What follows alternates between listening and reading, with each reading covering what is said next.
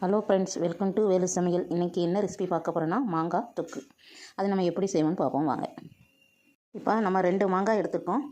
அது நல்லா தொளி சீவி புட்டு இருப்பில் நல்லா அரைச்சிக்கிட்டு, வெந்தயம் 1.5 ஸ்பூன், கடுகு பொடி 1 ஸ்பூன், நாட்டு சக்கரை 1 ஸ்பூன், வத்தப்பொடியும் 1 ஸ்பூன் எடுத்து வச்சுருக்கேன். கடல உப்பும் 1 ஸ்பூன் எடுத்து வச்சுருக்கேன். இப்போ நம்ம எப்படி செய்வோம்னு பார்ப்போம்.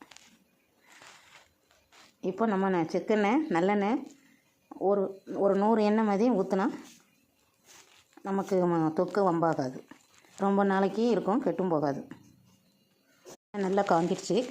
கடுகு உளுந்து பருப்பு போட்டிருக்கேன், 2 மிளகாத்தை போட்டிருக்கேன், கருவேப்பிலை சிறிதளவு, திரி வச்சதை நம்ம அதில் போட்டுறணும். போட்டு நல்லா வதக்கணும். மாங்காய் வந்து ஒரு 1/4 கிலோ இருக்கும். இப்போ அது நல்லா வதக்க விடும். எண்ணெயில் நல்லா வதக்கி எடுக்கணும். தண்ணிலாம் நம்ம சேர்க்கக்கூடாது. 1/4 ஸ்பூன் மஞ்சத்தூள் போட்டிருக்கேன். சிம்பிளை வச்சு தான் நம்ம வதக்கணும். இப்போ பாதி இது நமக்கு மாங்காய் நல்லா வெந்துடுச்சு. 1 ஸ்பூன் உப்பை போட்டு கொஞ்சம் கிளறி விடணும். நம்ம சேர்க்க வேண்டாம். இப்போ உப்பு போட்டிருக்கனால அந்த ஈரத்தன்மையை நல்லா லூஸ் விட்டு நல்லா வதங்கிடும். 1 ஸ்பூன் வத்தப்பொடி, வெந்தயத்தை கூட கட்டிக்காயும் வறுத்து 2ம் பொடி செஞ்சு போட்டிருக்கோம். கடுகும் அதே மாதிரி வறுத்து நம்ம பொடி செஞ்சு போட்டிருக்கிறோம். நாட்டு சக்கரை வந்து நம்ம ஒரு 1.5 ஸ்பூன் போட்டிருக்கேன். இப்போ நமக்கு முக்கால்வாசி ரெடி ஆகிடுச்சு.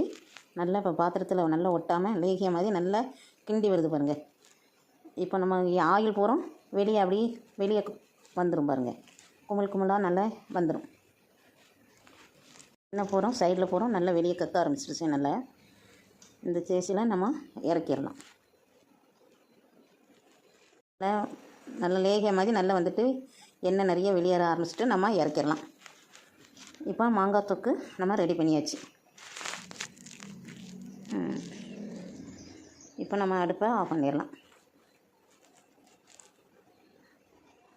கண்ணாடி பவுலில் எடுத்து வச்சுட்டு ஆறின பிறகு நம்ம பவுலில் எடுத்து வச்சிடலாம். ரசம் சோத்துக்கெல்லாம் நல்லாயிருக்கும், சூப்பராக இருக்கும்.